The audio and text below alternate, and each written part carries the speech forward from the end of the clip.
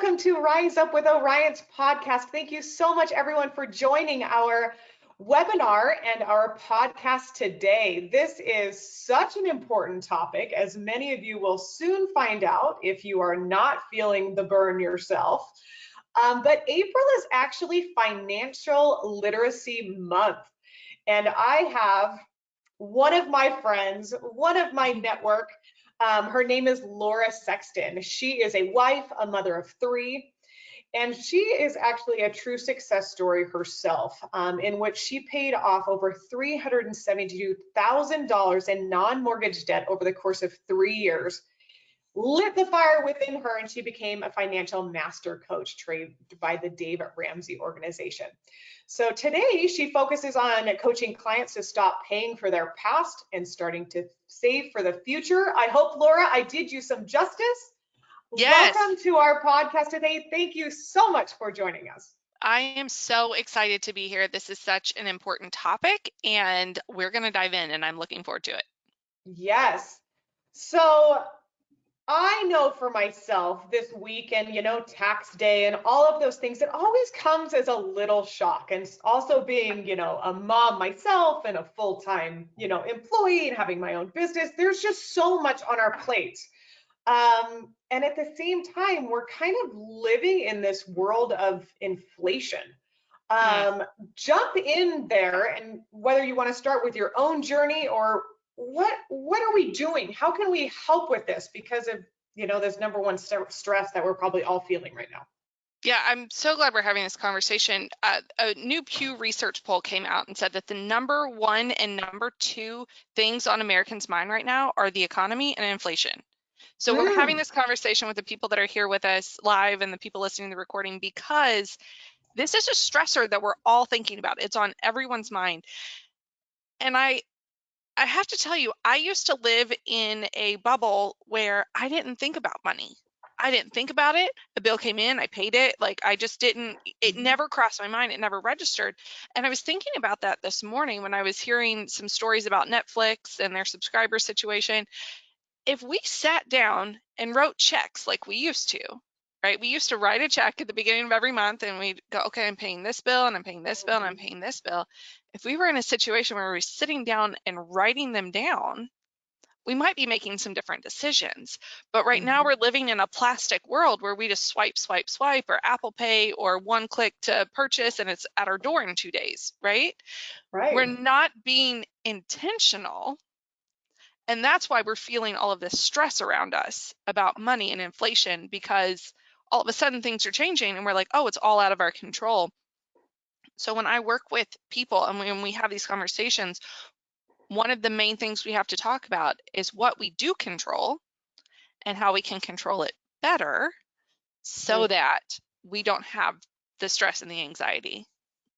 Oh my gosh, well, there's something, and I'm sure you're going to say this word, and I just want to resonate and have everyone scribble it down somewhere, is being intentional. This is huge, especially within Orion. We talk about, our goals and our habits and all of these things, and guess what? We have to be intentional with all of them. And I think we rarely think about finances in that way. So that is amazing. And Venmo kept popping up in the back of my mind as well, is, oh my God, it is so easy to pay everything, whether it be rent or our friends or our babysitters, one click. And, how can we take a step back and stop doing that? It takes, the word intentional is going to come up a lot. It's one of my favorite words because that's what we're doing. We're being intentional with our money so that we can hit our goals. You had mentioned goals, and I want to touch on that very quickly. You have to have a why. Why are we talking about being financially well? Why are we talking about, why talk about money at all? Why talk about retirement? It's because we have a so that. We have a so that we want to get to. We focus on our money and we put into our retirement so that we can live the life we want to live later. So you have to know what you're aiming for, because if there's no future for you and you're like, okay, well, I'm just going to work until I die, which nobody should be in that position. But if that's where you're at, no need to be intentional. But if you want to have a rich life, This is something I talk about a lot. And a rich life is not, I have a lot of money in the bank. A rich life could be, I want to be able to sit down with my mom on Sundays and learn a new recipe with her, and like not have the stress and anxiety of everything around me, but just focus in on, what does that life look like for you? What do you want? Do you want to travel? Do you want to, one of my big goals is to be able to give a single mom a car at the end of every year. Like that's one of my big goals, because giving is an important value for me. So digging down into this, why are we paying attention to our money? It's so that we can live the rich life. So the first thing you need to do is decide what you want, because you can't get there if you don't know where there is. Yeah, exactly. Just like a weight loss goal or an exercise goal, or, Absolutely. even mental emotional self-care, right? Another catchword of 2021 and 2020. But again, I think that's exactly right. What is it and why do you want it? I think that's amazing. And I'm sure you're going to go there, but then what? What do we do once we know that? Great. So we know where we want to be, and the next step is to figure out where we are. Mm, Which is the kind of a hard part, because then we have to take stock of where we actually are, what we're actually spending our money on. I had a client I talked with yesterday, and he was like, this is really emotional for me. And he said, I don't get emotional when I talk about things, but talking about my money and what I choose to spend my money on, he's like, this is really personal. And so, yes, we have to get into, what are we spending our money on? Is it what we want out of life? Is it what we value? That's one of those things where it's really hard to say, I want to spend my money on certain things, but I'm spending my money on something else. How do I shift? How do I change? And how you change, going back to our favorite word today, is being intentional. And how can you be intentional with your money? You put yourself on a budget. Budget is not a sexy word. People aren't like, yes, let's do it. I like to call it a values-based spending plan. We make a plan to spend our money on the things that we value. So I'm giving you permission to spend money on whatever it is you want to spend money on, but you have to write it down on paper first. You have to be intentional. So before the month begins, you guys, we're coming up to the end of April. So before May begins, you want to sit down and go, this is how much my income is. This is what I am choosing to spend my money on. And then you can go from there. But I will give you permission to spend your money on anything you want, as long as you write it down first. Yes. Oh my gosh. And you know what, Laura, my husband and I did this a little while ago, and the joy of phones there, it tracks everything for you. It's amazing the amount of apps and different resources that are out there. But my husband and I, years ago, before we had kids, it shocked us on how much money we were spending on coffee, Oh, going out to coffee, the morning coffee, the afternoon coffee, treating our friends to coffee. It was like our world was surrounded by coffee, which is just bizarre. And then what we did, and again, it was like, this is one of those things that was like, we need to cross that off the list, because it really is completely unnecessary, because I can brew a pot right here. I can brew 2 pots, but again, until we wrote that down and realized the alarming hundreds of dollars we were spending on coffee every month, I had no idea. And yeah. there's the reality check. And it's one of those things where if I'm sitting down and I'm looking at what I'm actually spending and going, oh, I went to McDonald's how many times? How many times that doesn't align with my values on what I want to be eating. It doesn't align with my values of wanting to sit down and have dinner as a family. Like Yeah. there are just things that I'm like, oh, this isn't actually what I want. And if you're spending your money on it, you obviously think it has some value. Mhm. But it's more because I wasn't being intentional. I wasn't planning ahead. I wasn't deciding this is what we're going to eat for dinner. I was just, this is convenient. I'm just going to go there. And convenience is great, but not at the expense of the other things like my financial goals or my health goals. We have to be intentional. Yeah, well, and Laura, in being intentional, a question was asked about the auto subscriptions, Mm, things that we do not see on a monthly basis, that just pull. They pull out of, our bank account or on our credit card. And so I would imagine those are things that you also want us to pay attention to, is those subscriptions or, things that just auto renew for ourselves.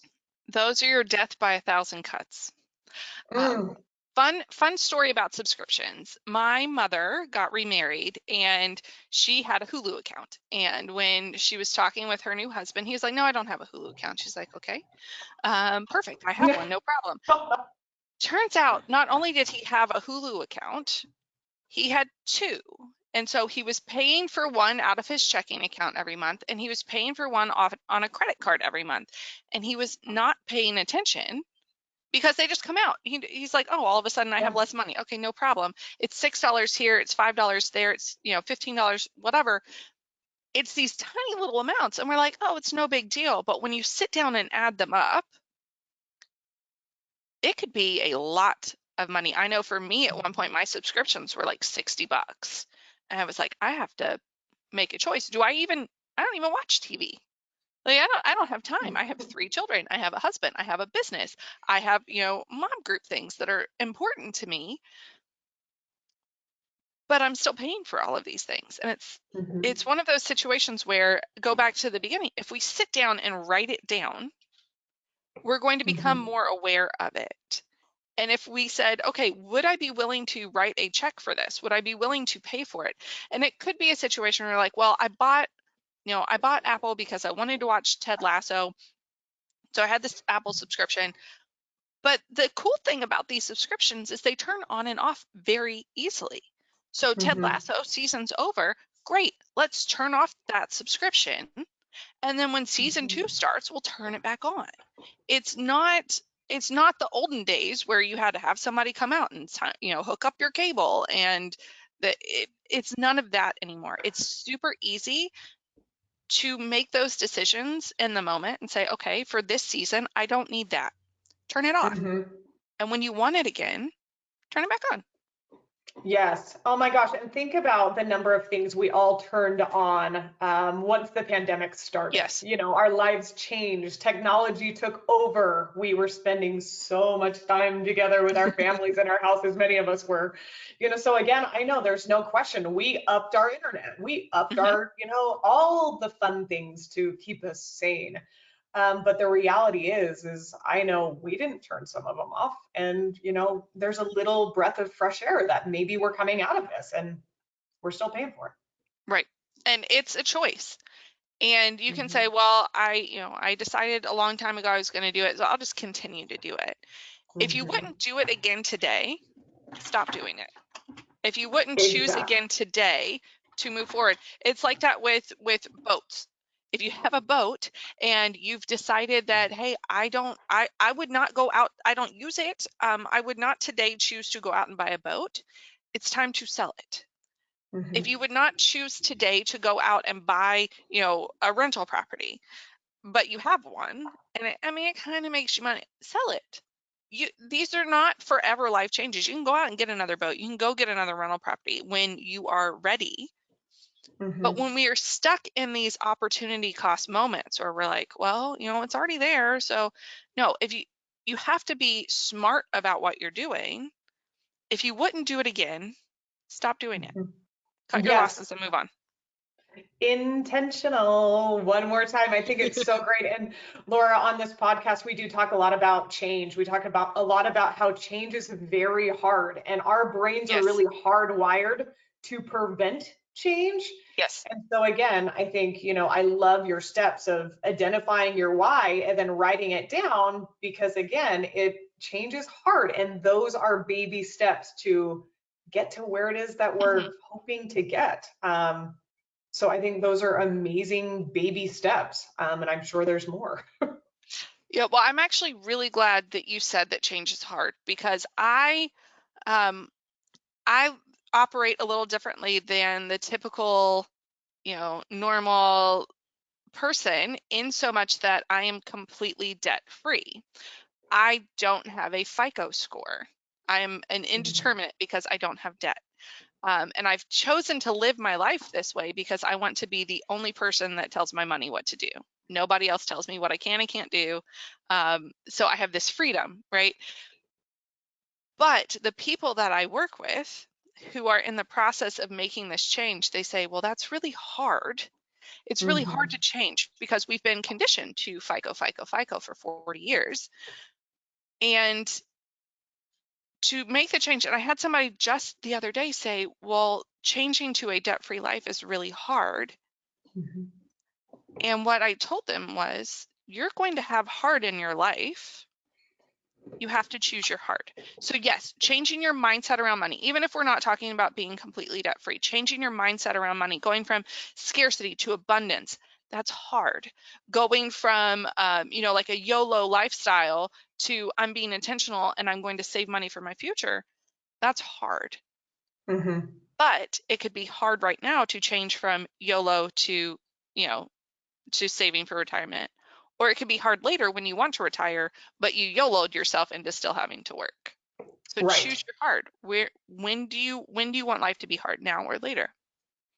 Right. And Laura, a question for you. Obviously, there's always things that are going to pop up, and you kind of brought this up. So whether it's, you get stung with a big medical cost, or Mhm. do we dare say every time we fill up our gas tank, Yeah. that is a little unexpected, or groceries Mhm. are 13% more expensive. So how do you plan for that? You're probably going to talk about it anyway, so I'm sorry if I'm, No. jumping ahead. But again, how do you plan for some of those unexpected costs, or, as things fluctuate, how do we get ahead of that? This is one of my favorite things to talk about. So I'm glad you brought it up. One of the first baby steps, because we're talking about baby steps, the very first baby step that my mentor Dave Ramsey tells people to do is to save $1,000 in a starter emergency fund. Now, $1,000 is not enough to cover major medical, like whatever, but it is the beginning, and it's going to be a little buffer between you and life, because while we are starting on this financial journey, we need at least $1,000 sitting over here in this baby emergency fund, or starter emergency fund. Could be for a baby, I don't know. But to be a buffer between you and life. So when things happen, like a tire blows out and it's going to be $400 to buy a tire, you have that $1,000 sitting there. So you already have money there for when life happens. We call it a rainy day fund because it's going to rain. We call it a God only knows fund because he's the only one that knows what's going to happen. We call it, whatever you want to call it. This little emergency fund is there to be a buffer between you and life for when those things happen, for when I made a budget and then gas prices skyrocketed and I Mhm. need I need a little bit more than what I have coming in. That's what it's there for. Uh, and and eventually what we do is we create that emergency fund of 3 to 6 months of your expenses. So if life Mhm. happens, if you have a major medical, if you have a job loss, if want to, you've just chosen to, leave your job and start something new, whatever it is that you were doing, you have that buffer there to help you. And 3 to 6 months of expenses is industry average. It's what people are saying. During the pandemic, people are like, we have to up it to 12. I don't think that that's necessary to have money, because I want you to have it liquid cash. I don't want you to have it, in Mhm. an investment that's going to take 4 to 5 days to get it. You need to have it when you need it. So it's cash in a savings account that's not making a whole lot of money, but it's not supposed to. It's your insurance that life is going to happen and you are going to cover it. So it doesn't need to be making money. It's your insurance. An emergency fund is a must have. Right. And for me, all of that coffee money that I was wasting very easily could have been shoved over to this rainy day fund for things that, maybe I didn't know. And without a budget, I wouldn't have known that. And I wouldn't have known that, hey, I do have some extra cash that I can hide away for later. Well, it's interesting you say that. The average cup of coffee costs $5 if you go to Starbucks, like get a grande, it's about $5. Right. $5 a day for 365 days, every day of the year, is $1,825. $1,825 that you could have sitting aside for emergencies, but we spend it on coffee or Yeah. on other little things. You want to have $10,000, like you need to put, you need to put $10 a day over here, and like you're gonna have so much money. So much money. I Yeah. think $10,000 a day is $27. $10,000 at the end of the year is like $27. But um, Right. Can Yeah, you and do Laura, do you that? recommend having a separate account for your rainy day account, something that maybe you can't get your hands on, quite as easily to spend? What is your best suggestion on where that account is? I think it should be in a money market account um, that you can easily get within 24 to 48 hours.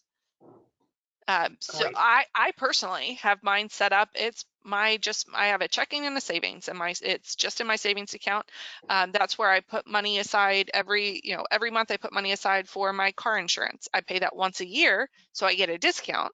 But I'm planning ahead, and so I just stick anything extra just goes over there. And I'm getting real fancy here. You ready for this? I have a legal pad, just Mm, a yellow legal pad, and at the top I write, this is how much money I have in the account. This is what this is for. This is what this is for. It doesn't have to be fancy. You don't have to be an expert to handle your money. You just need to be intentional, pay attention. If you're going to pay one thing, pay attention. Like that, that's one of my other mentors always says. He's like, if you can't pay your bills, at least pay attention.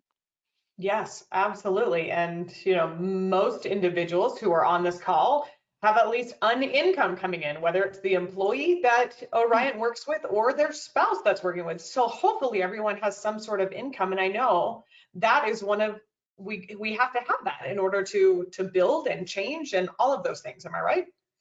Yes. And I will tell you that a lot of people, especially right now, there's a lot of this build wealth, get rich quick. If I do this or if I move things here or crypto or whatever, and they're thinking, I'm just trying to make money. I'm trying to make money. I'm trying to like finagle and move things around.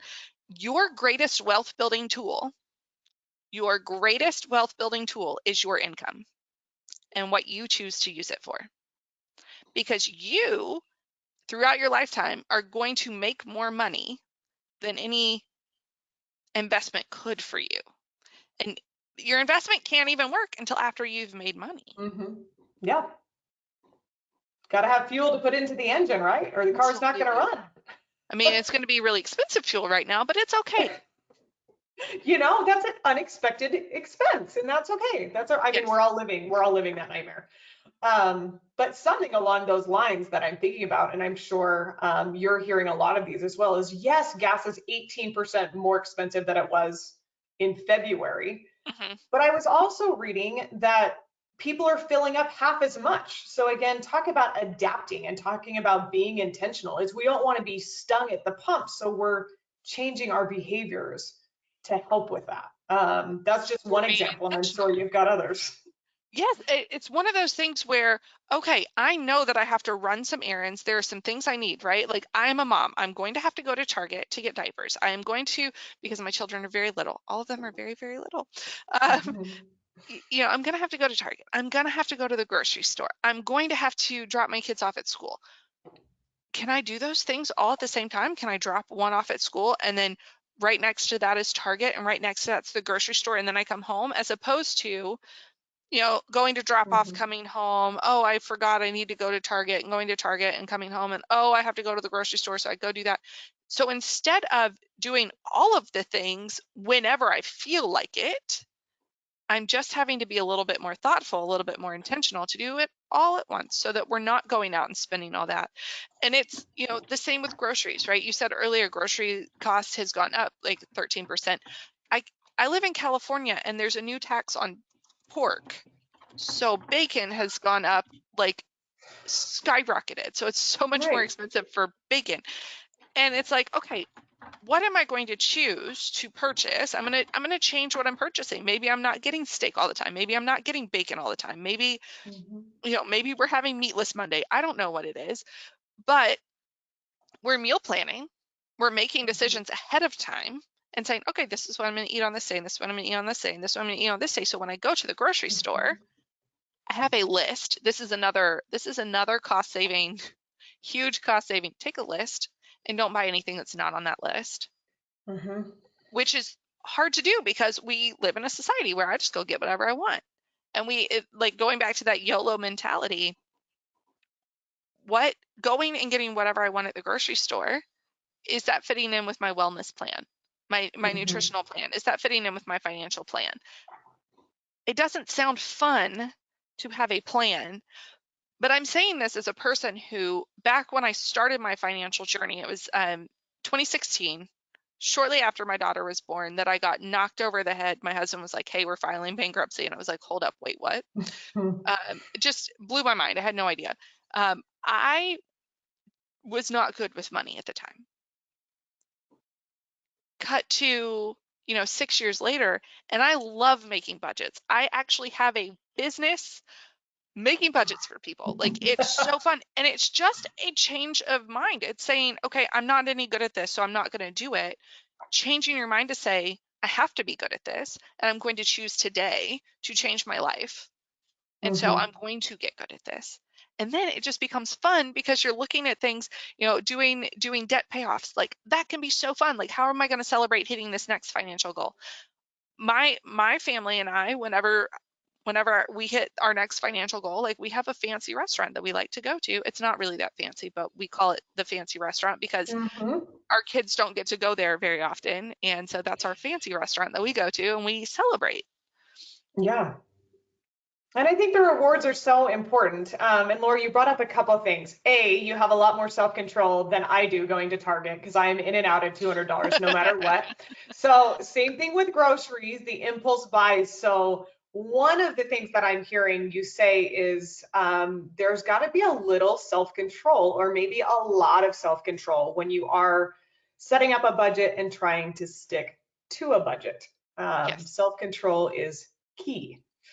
But something else that I heard you say is it's okay to celebrate your wins. Again, welcome to Orion, folks. We celebrate our wins all the time in any aspect of wellness. And guess what? We can do it with finances as well. And I think this is so huge because how amazing would it be come retirement to have paid off your house? Yes. What a reason to celebrate it. But again, there's really, really small ways to celebrate as well. And Laura, I love that you said that because everyone needs a pat on our back, especially Well, when and we're here's talking about here's the finances. thing with a budget. It can feel very restrictive. It can feel like, okay, she's going to, when people sit down with me, they're like, are you going to take all my fun out of my budget? No, no, I'm not, because you're not going to stick to it. You're not going to stick to a diet of plain chicken breast without the skin and rice and broccoli with no seasoning. Like, you're not Mhm, going to stick to that. But if we can add in some flavor and spice it up and like make sure it's still healthy, then we're going to eat mhm, it and we're going to make those intentional choices. So yes, with the budget, we factor in fun.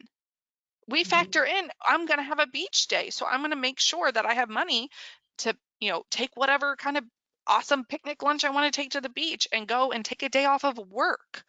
I factor mhm, that in. Okay, I'm taking a day off of work. That's going to be a little bit less income than I have coming in, and I'm going to spend this money, and that's fine.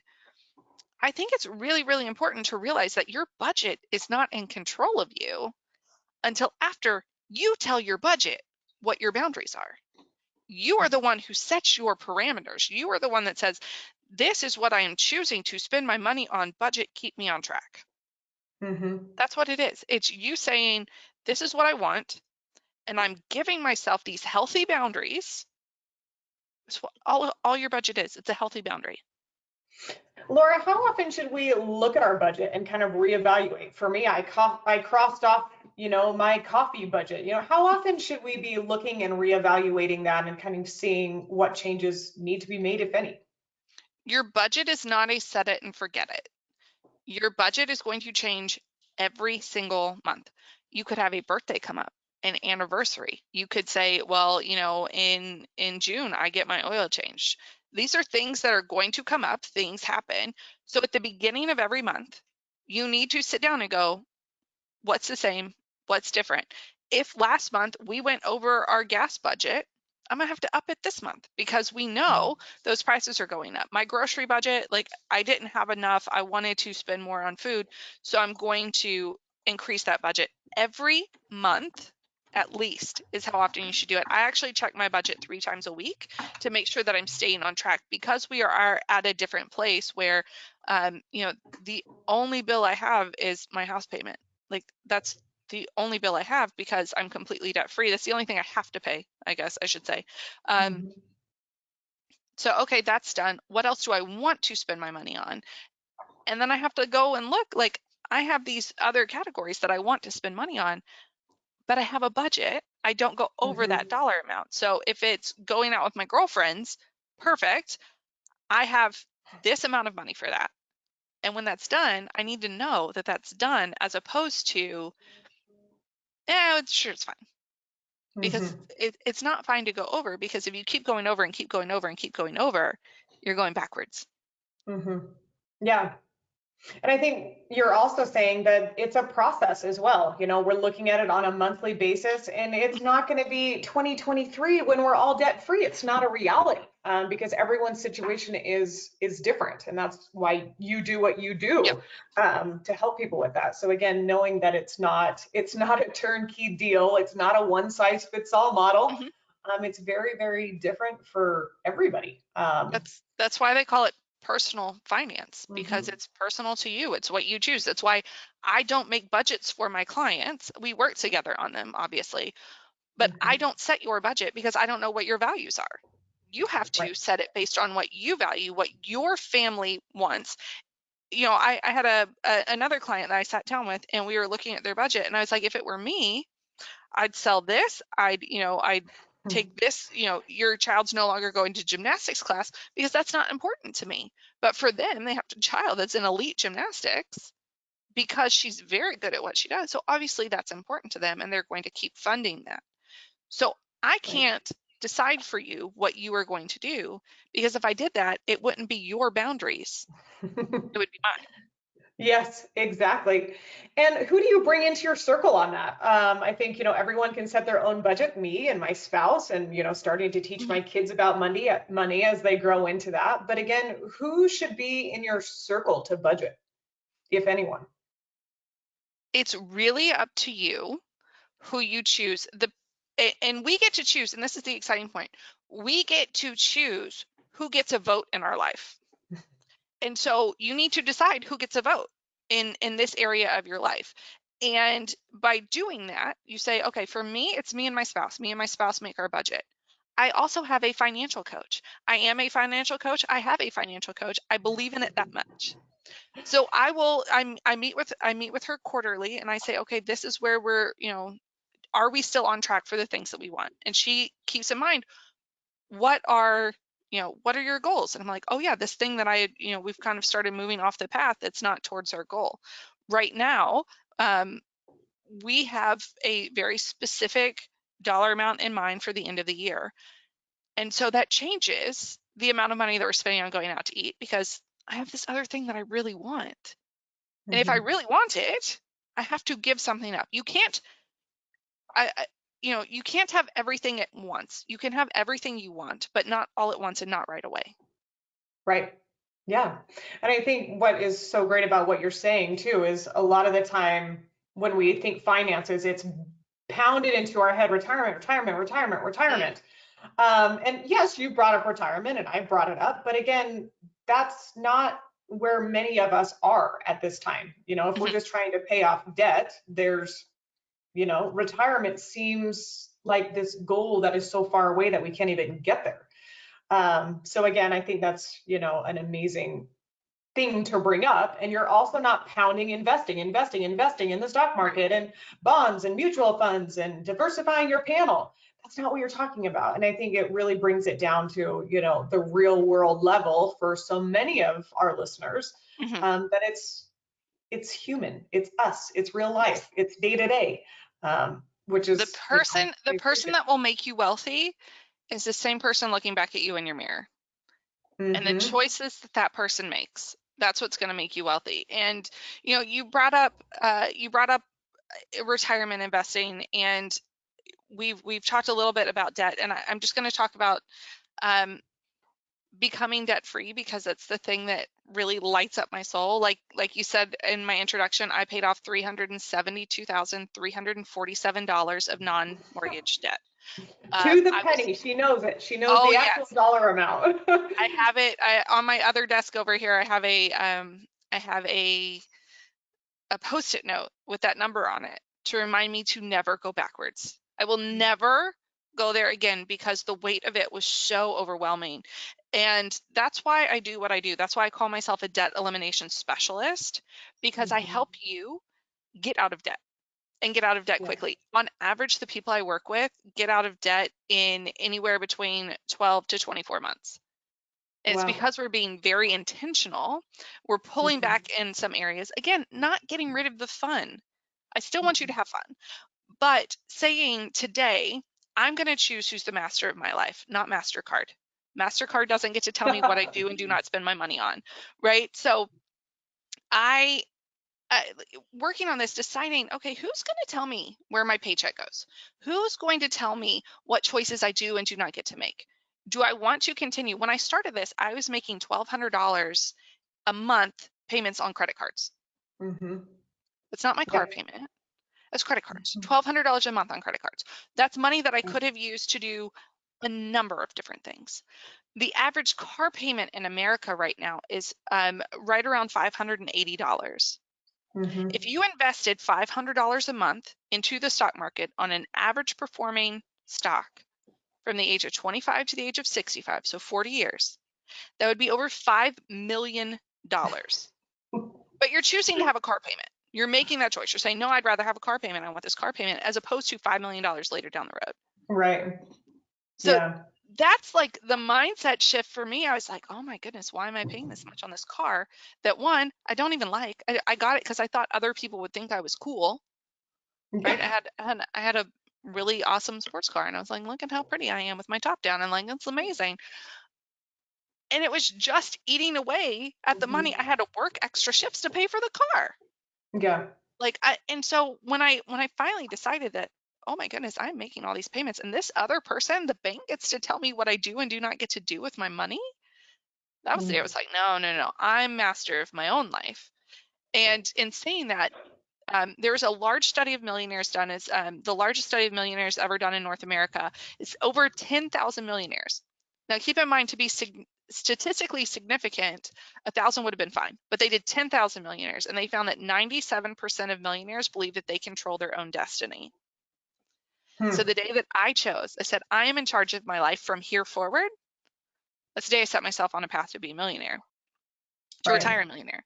And talking about that 401k that we were talking about earlier, because this is a podcast and a webinar for people that work for a company, 401ks, right? 79% of millionaires in America, 79% of them became millionaires because they strategically invested in their company 401k. Mhm. This is something that I want people to get to eventually, but we have to control the person in our mirror first before we can get Mhm. there. Oh my gosh, so amazing. So yes, if there's a little side note, if your company has a 401k, or maybe you don't know if you or your spouse's company has a 401k, check it out. Might be worth asking the questions. So Laura, is there any way you can give us, one of our listeners asked about a couple different goals that your Mhm. clients have set up for themselves? Just as kind of a starting point, if you can give us a couple examples of financial goals that maybe people are starting with. Sure. I have a client I worked with yesterday. He has a goal of purchasing a house by the end of the year. That's his big goal.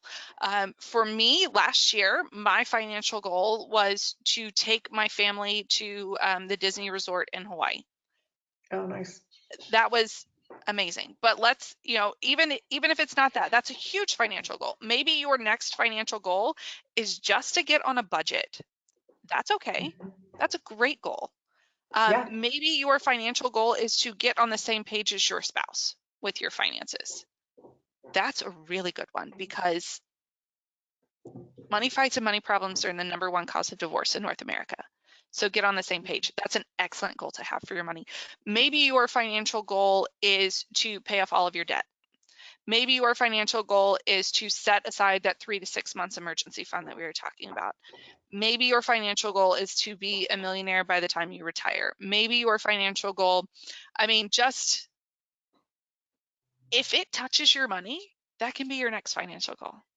Yeah, absolutely. And you brought up a couple, just paying off a credit card, maybe one of Yes. many credit cards, or getting rid of a car payment. I think, again, there's so many little ways, as we talked about baby steps. It may Mhm. not be paying off our house, but again, what are the baby steps that can help us get there? I think is So amazing. So Laura, we're rounding our time together, but how can people get hold of you if they want more information, if they want to continue the conversation? You've given us so much that I think people are off to the races with, that they really can get started on their own. But if there's other questions and people want to get hold of you, how do they do that? Yes, I love talking about money. I don't know if you guys have noticed, but this is my favorite thing to talk about. I will talk about it all day long. So there are a couple ways people can get in touch with me. The easiest way is my website, which is accelerateyourlegacy.com. My company is called Accelerate Your Legacy because I truly believe that working together we can accelerate your legacy, and that's more than the dollars and cents in your bank account. That is also the habits, the tools, and the mindset that you leave to the next generation. Mhm. Right? So I work on budgets, but I also work on mindset pieces as well. So my website is Accelerate Your Legacy. On there, you can find a book, a 30-minute consultation, which I do for free, to sit down and help you figure out what your next financial goal is and how to take the steps to get there. I also on there have something called the Better Budget Bootcamp, which is $27. 15 minutes a day for 5 days, and you'll have a budget that is tailor-made to you and will help you get to that next financial goal. I'm also on Instagram at Accelerate Your Legacy. And guys, if you want to hear more live Q&A, I am all over Clubhouse. It's my favorite social media site. So if you are on Clubhouse, I'm just at Laura Sexton. I have a club, Accelerate Your Legacy. I don't know if you guys have noticed a theme here. I'm really all about this legacy piece with your money, with your marriage, with the children that you are raising in your home, like helping you create this solid financial foundation. That's what I love to do. Oh my gosh. Well, and Laura just gave it away. I actually met her on Clubhouse. So if any of you are unaware of Clubhouse, great networking site, great conversations. Again, it's free, which is amazing if you're really looking to gather information about really anything. There's great stuff on there. So she is all over that for sure. And that's how I was so excited to meet her and to invite her in. So Laura, thank you so much. There's a lot of listeners on here with lots of questions, a lot of feedback, and I think everyone got a lot out of it. So I hope people will revisit our podcast over and over and over to continue to gather information. Reach out to Laura for more information. And for Orion, what's coming up is next month, we're going to be traveling back into the nutrition world as summer is taking shape. So we would love everyone to join us for our podcast in April, where we will be talking about a summer reboot, eating right, feeling great, and hopefully we'll have a budget to do it. So Laura, thank you so much for your time today and all of your expertise. It has been my absolute pleasure to have you. I have loved this so very much. So thank you for having me. Thank you. Have a great day.